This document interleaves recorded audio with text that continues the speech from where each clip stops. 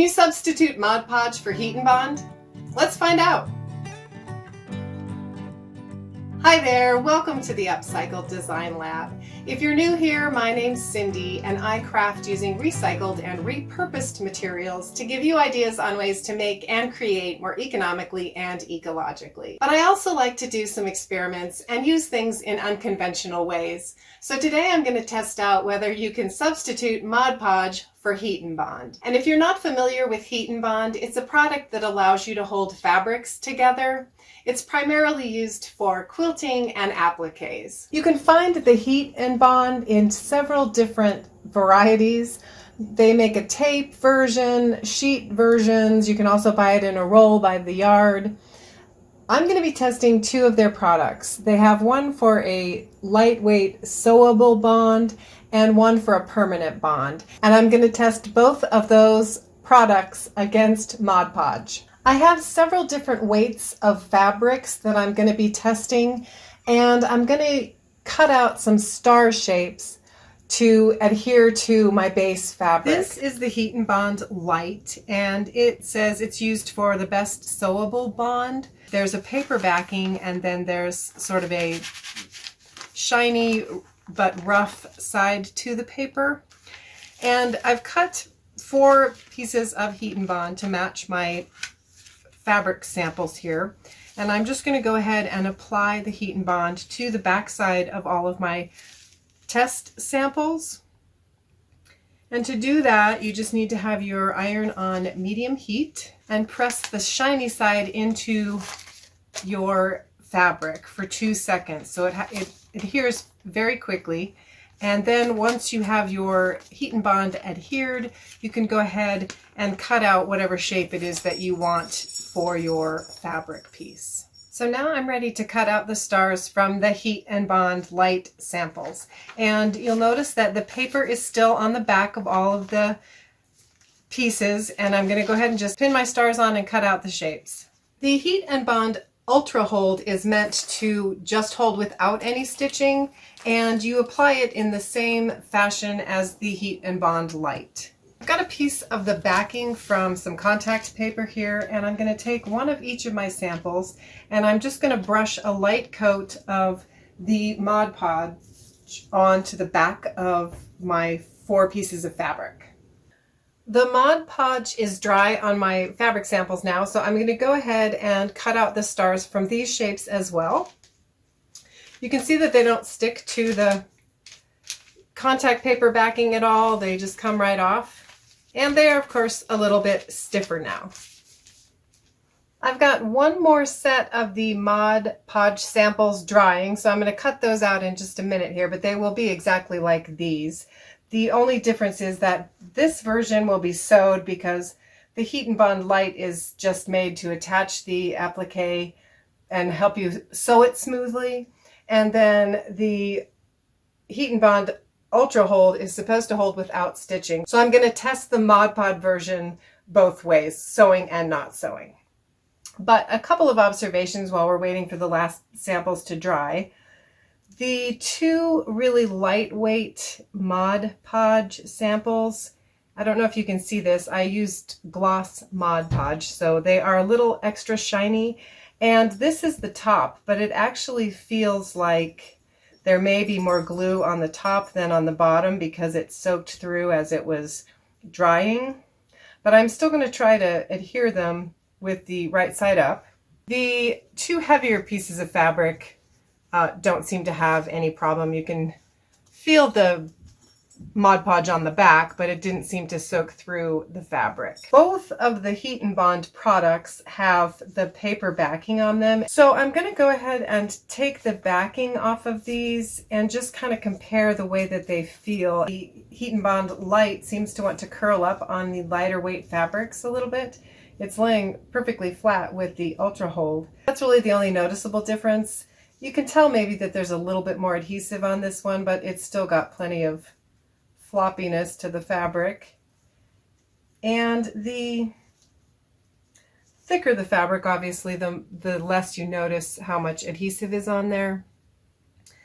The Mod Podge is definitely a little stiffer, I would say, as far as the feel of the fabric so far, but I'm going to go ahead and follow the instructions to adhere both of the heat and bond samples to my fabric.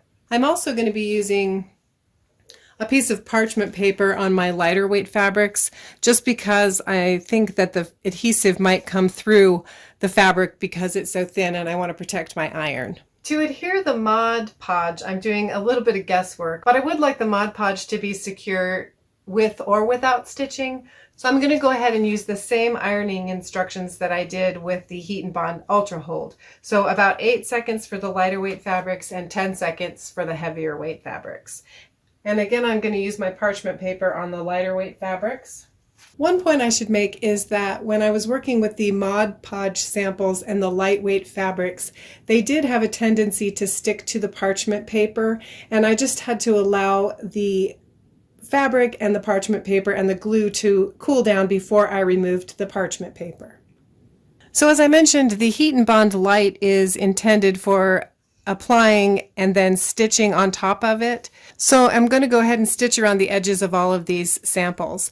I will say that as far as the adhesion goes between the Mod Podge and the Heat and Bond Light, they seem very similar.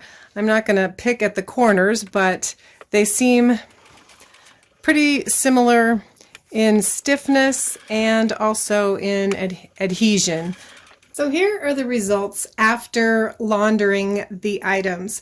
This is the Heat and Bond Light compared to the Mod Podge.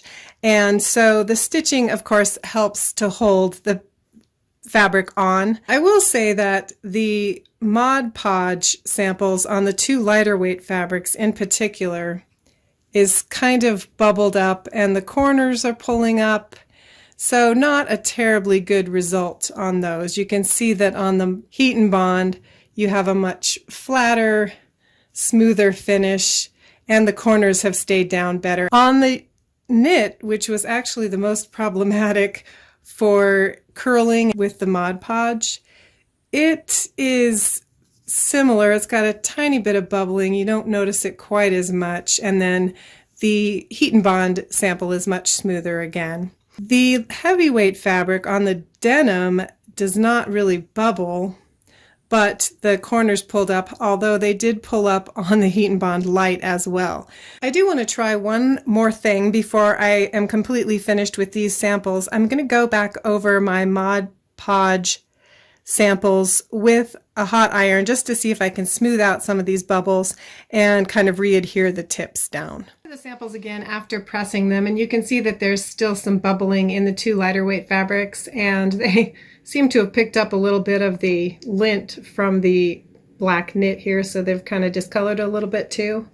But the two heavier weight fabrics, I would say, are pretty comparable, particularly if you don't mind doing a little bit of pressing after you've laundered the item. For the Heat and Bond Ultra Hold and Mod Podge test, you can see that the results were quite a bit different. The knit piece of the Mod Podge and the lightweight cotton came off completely, and they both came off actually in the laundry. I did wash these on with warm water, and then I dried them on a medium heat. The denim Mod Podge sample also did curl up on the tip some, but it did stay on. And the lightweight organza, while it did bubble again, stayed on pretty securely through the wash and the dry. The Heat and Bond Ultra Hold wasn't perfect either. You can see the tips of the cotton sample peeling up. The knit stayed on pretty nicely, and then the tips of the denim are curling up a little bit. But obviously the Heat and Bond Ultra Hold did much better than the Mod Podge in this particular test. But because the Mod Podge did hold two of the samples, I wanted to go ahead and do a second sample where I applied more glue to the backs of my pieces. So on this test, I actually applied 3 layers of glue on the back of the fabric before I cut out my stars. And I did launder and dry this sample slightly differently. I still used the warm water in the wash, but I used a lighter drying temperature. And the results were much better. I still did get a little curling on the knit fabric. There's still the unattractive bubbling on the 2 lighter weight fabrics, and the denim looks pretty solid and nice on there. And I am going to go ahead and press these samples as well just to see what they look like when they're done. But you can see that with a little bit more glue and a little different laundering, the samples did come out much better. Here are the samples after I've pressed them, and you can see that there's a lot less puckering on the 2 lightweight samples with the extra glue on there. They are still discoloring a little bit maybe, so if you're using a lighter weight fabric, you probably want to test it beforehand to make sure that you like the results before you do your actual project. But the heavier weight fabrics seem to do pretty well with the extra glue. So of course there's lots more testing that you could do. You could try different weights of fabric, different temperatures on your iron. What I would say is that Mod Podge does make a suitable substitute for heat and bond in certain situations.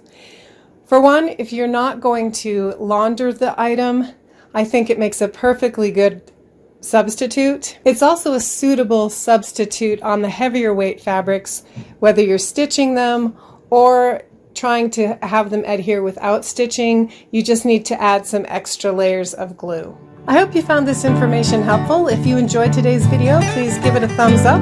If you haven't already joined my YouTube family, I'd love for you to hit that subscribe button. Thank you so much for watching. I hope to see you back here soon in the lab for my next experiment.